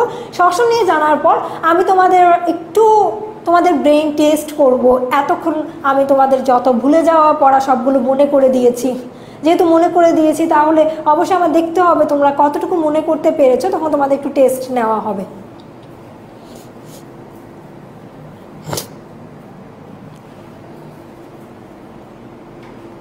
হ্যাঁ, তারপর হচ্ছে শ্বসন কি, আমি একটু ছোট্ট করে বলি শ্বসন কি। শ্বসন হচ্ছে এই যে আমরা সালোক সংশ্লেষণ প্রক্রিয়ার মাধ্যমে খাদ্য তৈরি করেছি, যে খাদ্যটা তৈরি করেছি সেই খাদ্য এখন ব্যবহার করব। সেই খাদ্য থেকে এনার্জিটা নিয়ে আমি কাজকর্ম করব, সেই খাদ্য ব্যবহার করব, সেটাকে বলা হবে কি শ্বসন। শ্বসনের প্রকারভেদ: সবাত শ্বসন, অবাত শ্বসন। সবাত বায়ু সহ অর্থাৎ অক্সিজেনের উপস্থিতিতে যে শ্বসন হবে সবাত শ্বসন। অবাত শ্বসন অক্সিজেনের অনুপস্থিতিতে যে শ্বসন হবে সেটাকে আমরা বলবো কি অবাত শ্বসন। অক্সিজেন নেই, ঠিক আছে। তারপর আমরা এই যে একটা চার্ট, এই সবাত শ্বসনের চার্টটা তোমরা অনেকেই বোঝো না, আবার অনেকে ভুল করে ফেলো। আমি একটু তোমাদের ক্লিয়ার করি। এখানে একটা ভুল আছে, 1 NADH2 হবে, 2 হবে না, এখানে 1 হবে। 1 NADH2, ঠিক আছে। তোমরা এই জিনিসটা একটু কারেক্ট করে নিও, 1 NADH2 হবে। পাইরুভিক আমি তোমাদেরকে পুরো চার্টটা একবার ছোট্ট করে রিভিউ করে দিচ্ছি, যে যেন তোমাদের হচ্ছে কনফিউশনগুলো একটু ক্লিয়ার হয়ে যায়। প্রথমে গ্লুকোজ ভেঙে যাবে, গ্লুকোজ ভেঙে যাবে, যেভাবে ভেঙে যাবে সেই প্রক্রিয়াটাকে বলা হবে কি গ্লাইকোলাইসিস। গ্লাইকোলাইসিস প্রক্রিয়ার মাধ্যমে গ্লুকোজ ভেঙে যাবে, আর এই সময়ে যে শক্তি উৎপন্ন হবে 2 ATP। তৈরি হয়েছিল 4 ATP, কিন্তু এই 4 ATP কাজে লেগে যায়, কাজে লেগে আলটিমেটলি থাকে কত 2 ATP আর 2 NADH2। এখন হচ্ছে পাইরুভিক অ্যাসিড, অর্থাৎ গ্লাইকোলাইসিসের মাধ্যমে গ্লুকোজ ভেঙে গিয়ে কিসে পরিণত হবে আমাকে একটু জানাও। গ্লাইকোলাইসিস প্রক্রিয়ার মাধ্যমে গ্লুকোজ ভেঙে গিয়ে কিসে পরিণত হবে, কমেন্ট সেকশনে আমাকে জানাও। আচ্ছা, আরমান আজিজ কোশ্চেন করেছো ল্যাকটিক অ্যাসিডের কাজ কি, ল্যাকটিক অ্যাসিড কোথায় থেকে আসছে বা কাজ কি। ল্যাকটিক অ্যাসিড একটা অ্যাসিড। তোমরা যদি চিন্তা করো, আমরা যে দই খাই, এই যে প্রক্রিয়াকরণ যখন করা হয় তখন এই অ্যাসিডগুলোর কাজ থাকে, ঠিক আছে। আর মাংসপেশি, মাসেল টিস্যু, এগুলোর ক্ষেত্রে দেখা যায় মাংসপেশিতে আমাদের হচ্ছে পেশি কোষে আমরা ল্যাকটিক অ্যাসিডের উপস্থিতি দেখতে পাই। ল্যাকটিক অ্যাসিড উৎপন্ন হয় যখন মানুষ এক্সারসাইজ করে, তখন ল্যাকটিক অ্যাসিড তৈরি হয়। আচ্ছা, হ্যাঁ হয়েছে। নাজমুস সাকিব বলেছে পাইরুভিক অ্যাসিড। গ্লুকোজ গ্লাইকোলাইসিস প্রক্রিয়ার মাধ্যমে পাইরুভিক অ্যাসিডে পরিণত হয়। গ্লুকোজ গ্লাইকোলাইসিস প্রক্রিয়ার মাধ্যমে পাইরুভিক অ্যাসিডে পরিণত হয়। আর এই পাইরুভিক অ্যাসিড যখন পরিণত হচ্ছে তখন 2 ATP এবং 2 NADH2 উৎপন্ন করে। পাইরুভিক অ্যাসিড থেকে দেখো, পাইরুভিক অ্যাসিডে কিন্তু গ্লুকোজে কয়টা কার্বন থাকে, C6H12O6, অর্থাৎ কার্বন থাকছে 6টি কার্বন থাকছে। যখন পাইরুভিক অ্যাসিডে পরিণত হচ্ছে তখন কার্বন হয়ে যাবে 3টি, কিন্তু দুপাশে 3টি করে টোটাল 6টি কার্বন থেকেই যায়, ঠিক আছে। প্রথমে থাকছে 6টি কার্বন, তারপর থাকছে 3টি কার্বন।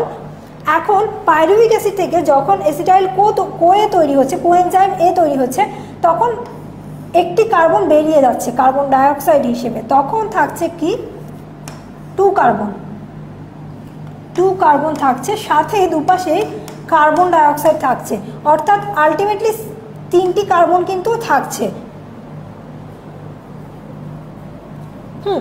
এখন এই যে দুটো কার্বন হয়ে যাচ্ছে কি ক্রেবস চক্রে এই দুটো কার্বন থেকে আমরা আলটিমেটলি কার্বন ডাইঅক্সাইড পাচ্ছি। এই দুটো কার্বন থেকে 2টো কার্বন ডাইঅক্সাইড তৈরি হচ্ছে, 2টো কার্বন থেকে 2টো কার্বন ডাইঅক্সাইড তৈরি হচ্ছে। আর 2টো কার্বন ডাইঅক্সাইড তৈরি হচ্ছে, 2টো তো হয়েছে, আগে একটি কার্বন ডাইঅক্সাইড আমরা দেখেছি ছিল, সেই কার্বন ডাইঅক্সাইড এখানে আছে টোটাল 3টি, দুপাশে 3টি করে টোটাল 6টি কার্বন ডাইঅক্সাইড তৈরি হয়েছে। আর এভাবেই হচ্ছে আলটিমেটলি আমরা সবাত শ্বসনে এটিপি আমাদের মেইন শক্তি পেয়ে থাকি। ঠিক আছে, আমরা তাহলে জেনে ফেললাম পুরো সবাত শ্বসনের প্রক্রিয়াটি।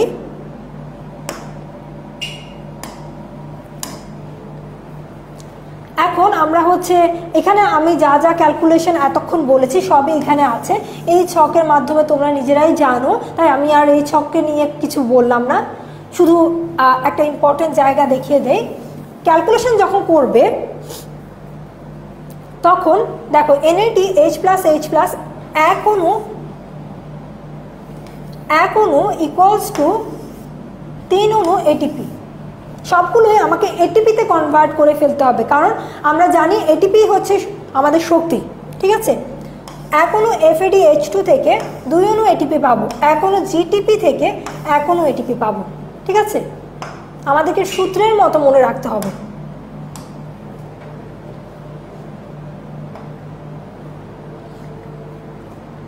এখন অবাধ শ্বসন প্রক্রিয়া খুব গুরুত্বপূর্ণ, অবাধ শ্বসন প্রক্রিয়া, কারণ অবাধ শ্বসন প্রক্রিয়ার যে ক্যালকুলেশনগুলো সেগুলো তোমাদের বইতে নেই, তোমাদের একটু হায়ার থিঙ্কিং যখন টেস্ট করা হবে তখন কিন্তু তোমাদের খুব ভালোভাবে অবাধ শ্বসনটাকে জানতে হবে।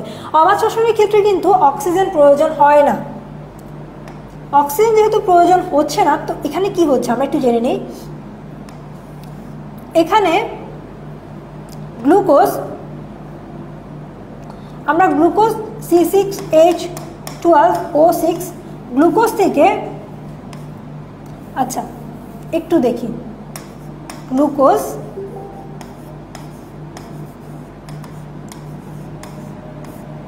ঠিক সবাত শ্বসন প্রক্রিয়া যে ধাপটি আছে গ্লাইকোলাইসিস, সেই গ্লাইকোলাইসিস আমরা এখানে দেখতে পাবো। গ্লাইকোলাইসিস প্রক্রিয়ার মাধ্যমে গ্লুকোজ ভেঙে গিয়ে তৈরি করবে কি পাইরুভিক অ্যাসিড।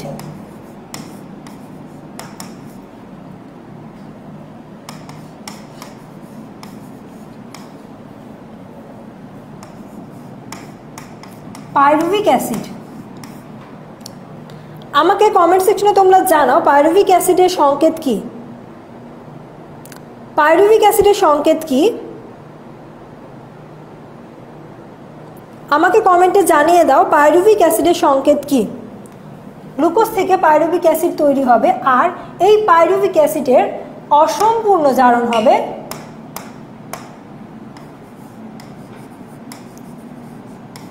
অসম্পূর্ণ জারণ। পাইরুভিক অ্যাসিডের অসম্পূর্ণ জারণের মাধ্যমে তৈরি হবে কি, তৈরি হবে এখন আর আগের মতো এসিটাইল কোয়ে বা হচ্ছে ক্রেবস সাইকেলে যাবে না, এখন কি তৈরি হবে, এখন তৈরি হবে ইথাইল অ্যালকোহল, অ্যালকোহল লিখছি আমি, বা ইথিলিন তৈরি হয়, অথবা ল্যাকটিক অ্যাসিড।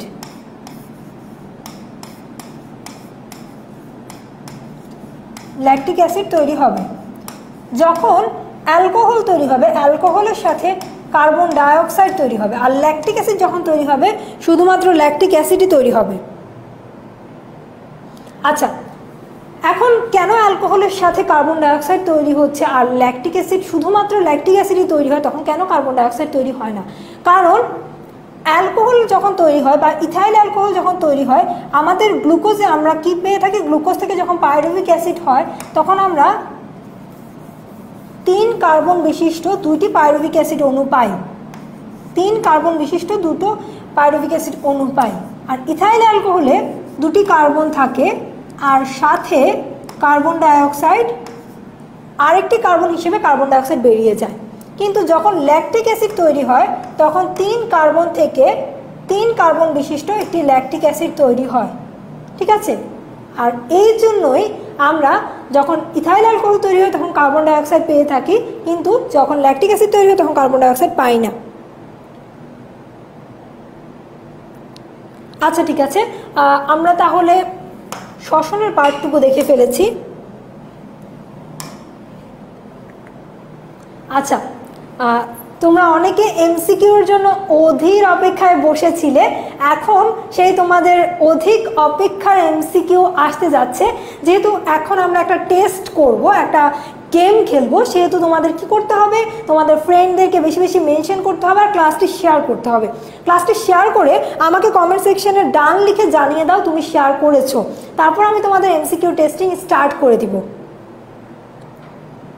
আচ্ছা, আমি কমেন্ট সেকশনে অপেক্ষা করছি, আমি দেখছি কয়জন ক্লাসটি শেয়ার করেছো। ক্লাসটি শেয়ার করে আমাকে কমেন্ট সেকশনে জানিয়ে দিবে কয়জন ক্লাসটি শেয়ার করেছো। আমরা দেখতে পাচ্ছি অনেকে আমাদের সাথে জয়েন আছো। আমি চাইবো যে এমসিকিউগুলো এখন আমি তোমাদেরকে দেখাবো, প্রত্যেকটি এমসিকিউ আমাদের সাথে যতজন জয়েন করেছে প্রত্যেকজন সেই এমসিকিউর অ্যান্সার করবে। ক্লাসটি শেয়ার করে অবশ্যই ডান লিখে দিবে। পার্থ বিশ্বাস শেয়ার করেছে, শুভ্র শেয়ার করেছে। আচ্ছা, তোমরা অনেকেই শেয়ার করছো, আমি এক্সপেক্ট করছি তোমরা সবাই শেয়ার করে ডান লিখবে। দুর্জয় রহমান শেয়ার করেছে, তাহসান শেয়ার করেছে। আচ্ছা, তোমরা যারা শেয়ার করছো সবাইকে অনেক অনেক থ্যাঙ্কস। এখন আমরা এমসিকিউতে চলে যাই। আমাকে প্রত্যেকে অ্যান্সার করতে হবে, পাতার কোন অংশে সালোক সংশ্লেষণ বেশি হয়। পাতার কোন অংশে সালোক সংশ্লেষণ বেশি হয়। এখানে 4টি এমসিকিউ আছে, 4টি অপশন আছে। প্যালিসিড প্যারেনকাইমা, ঊর্ধ্বত্বক, স্পঞ্জি প্যারেনকাইমা এবং নিম্নত্বক। প্রশ্নটির অ্যান্সার আমাকে জানিয়ে দাও কি হবে। প্যালিসিড প্যারেনকাইমা, ঊর্ধ্বত্বক, স্পঞ্জি প্যারেনকাইমা, নিম্নত্বক। পাতার কোন অংশে সালোক সংশ্লেষণ বেশি হয়। ফাতেমা আক্তার বলছে এ,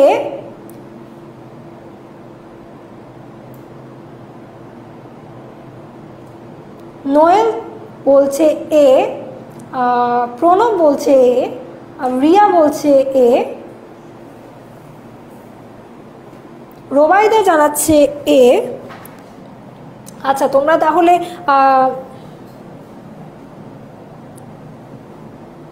আরিফুল বলছে খ ঊর্ধ্বত্বক, মাহদি বলছে এ,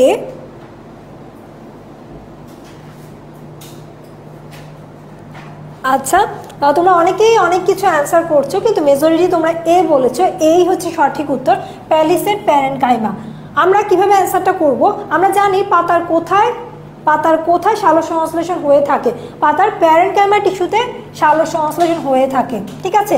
তাহলে আমাদের কনফিউশন আসবে এই যে দুটো প্যারেনকাইমার মধ্যে, কিন্তু প্যালিসেড আর স্পঞ্জি এখন আমাদের ক্লিয়ার হতে হবে। সূর্যের আলো যখন পড়বে তখন কিন্তু একদম আপার লেভেল বা ঊর্ধ্বত্বক উপরের দিকেই কিন্তু পড়বে। তাহলে প্যালিসেড প্যারেনকাইমার, প্যালিসেড মানে হচ্ছে প্যালিসেড পার্টটা থাকে আপার পার্ট বা উপরে, প্যালিসেড থাকে কি উপরে, আর হচ্ছে স্পঞ্জি থাকে নিচে।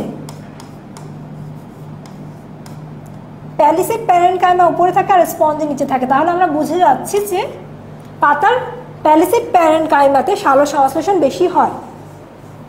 পাতার প্যালিসেড প্যারেনকাইমাতে সালোক সংশ্লেষণ বেশি হয়, ঠিক আছে। আমরা তাহলে পরবর্তী এমসিকিউ চলে যাই। তোমরা যারা আনসার করতে পেরেছো প্রত্যেককে কংগ্রাচুলেশনস। আমি আশা করবো যারা যারা এই মুহূর্তে আমাদের সাথে জয়েন আছো প্রত্যেকে কোশ্চেনগুলো অ্যান্সার করবে।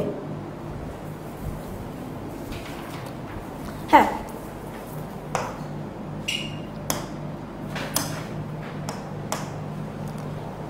আমরা তারপর প্রশ্ন চলে এসেছি, ইক্ষু, ভুট্টা এবং দুর্বাঘাস কোন ধরনের উদ্ভিদ। C4 উদ্ভিদ, C3 উদ্ভিদ, দ্বিবীজপত্রী উদ্ভিদ, নগ্নবীজী উদ্ভিদ। আমি এক্সপেক্ট করবো তোমরা যারা যারা এখন ক্লাসটিতে জয়েন আছো প্রত্যেকে এই কোশ্চেনগুলো অ্যান্সার করবে। এতক্ষণ তোমাদেরকে পুরো চ্যাপ্টারটি আমি রিক্যাপিচুলেট করিয়েছি, এখন আমি দেখবো কতজন ঠিক মনে করতে পারছো। সিফাত বলছে এ, শুভ্র বলছে, পার্থ বলছে এ, মীরা বলল খ।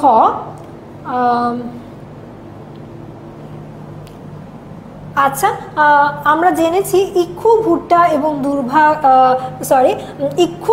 এবং দুর্বাঘাস C4 জাতীয় বা হ্যাচ ও স্ল্যাক সাইকেলে দেখা যায়। তোমরা যারা পেয়েছো প্রত্যেককে কংগ্রাচুলেশনস, প্রত্যেককেই কংগ্রাচুলেশনস। সিয়াম পেরেছো, তরিকুল পেরেছো, সাব্বির পেরেছো, নাজমুস সাকিব পেরেছো, তোমাদের সবাইকে কংগ্রাচুলেশন। C4 C3 উদ্ভিদ, অধিকাংশ উদ্ভিদের ক্ষেত্রে আমরা C3 সাইকেল দেখতে পাই। অধিকাংশ উদ্ভিদ, এই যে ঘাস জাতীয় উদ্ভিদ, ইক্ষু, ভুট্টা, দুর্বা ঘাস, এরা ছাড়া আম, জাম, কাঁঠাল, লিচু যেসব গাছগুলো আছে সবগুলোতে আমরা C3 দেখতে পাই। তাহলে অ্যান্সার হবে কি C4। আমরা তাহলে পরবর্তী কোশ্চেনে চলে যাই। প্রথম স্থায়ী 3 কার্বন বিশিষ্ট পদার্থ হয়ে থাকে কোনটিতে? ফটোফসফোরাইলেশন চক্রীয়, অচক্রীয় ফটোফসফোরাইলেশন, ক্যালভিন ও বেসাম চক্র, হ্যাচ ও স্ল্যাক চক্র। আচ্ছা, আর রোবাইদা জানাচ্ছে সি, রুবায়েদ বলল এ, নাফিস বলল সি, তৌহিদ বলল সি, সন্তোষা বলল সি, নোয়েল বলল সি। হ্যাঁ, সঠিক উত্তর হচ্ছে ক্যালভিন ও বেসাম চক্র। তোমাদের সবাইকে কংগ্রাচুলেশনস, তোমাদের অ্যান্সারটি সঠিক হয়েছে। ফসফোরাইলেশন, কোনো ফসফোরাইলেশনেই কিন্তু আমরা প্রথম স্থায়ী পদার্থ 3 কার্বন বিশিষ্ট পাই না। আর হ্যাচ ও স্ল্যাক সাইকেলে প্রথম স্থায়ী পদার্থ 4 কার্বন বিশিষ্ট। তাহলে যারা অ্যান্সারটি ক্যালভিন ও বেসাম চক্র বা হচ্ছে C3 সাইকেল দিয়েছ তাদের অ্যান্সারটি হয়েছে। তাহলে আমরা হচ্ছে পরবর্তী কোশ্চেনে চলে যাই। কোষের কোথায় শ্বসন প্রক্রিয়া সংঘটিত হয়? কোষের কোথায় শ্বসন প্রক্রিয়া সংঘটিত হয়? সাইটোপ্লাজম, মাইটোকন্ড্রিয়া, নিউক্লিয়াস, উপরের ক ও খ। আমাকে বলো কোষের কোথায় শ্বসন প্রক্রিয়া সংঘটিত হয়? কোষের কোথায় শ্বসন প্রক্রিয়া সংঘটিত হয়? অপশন আছে সাইটোপ্লাজম, মাইটোকন্ড্রিয়া, নিউক্লিয়াস, আর লাস্ট অপশনটি হচ্ছে ক এবং খ, অর্থাৎ সাইটোপ্লাজম এবং মাইটোকন্ড্রিয়া। নাফিস বলছে ডি, নাসরিন বলছে ডি, শিহাম বলল বি, তারপর হচ্ছে ইসরাত জানিয়েছে ডি, আবতাহি জানিয়েছে ডি, তুয়া জানিয়েছে এ। তোমরা দুজন, একজন বলেছো এ, একজন বলেছো বি, আর মেজরিটি বলেছো ডি। সঠিক উত্তরটি হচ্ছে কি ডি, উপরের ক ও খ। অর্থাৎ তোমরা একটু খেয়াল করবে, অনেকে কনফিউজড হয়ে যায়, শুধু সাইটোপ্লাজম দেখে দাগিয়ে ফেলবে, হ্যাঁ সাইটোপ্লাজম, কিন্তু মাইটোকন্ড্রিয়া পরের কোশ্চেনে কিন্তু পরের অপশনটি কিন্তু মাইটোকন্ড্রিয়া। দুটো হতে পারে, সাইটোপ্লাজম এবং মাইটোকন্ড্রিয়া, দুটোই অ্যান্সার হবে। সাইটোপ্লাজম এবং মাইটোকন্ড্রিয়া, উপরের ক এবং খ, সাইটোপ্লাজম এবং মাইটোকন্ড্রিয়া। ঠিক আছে,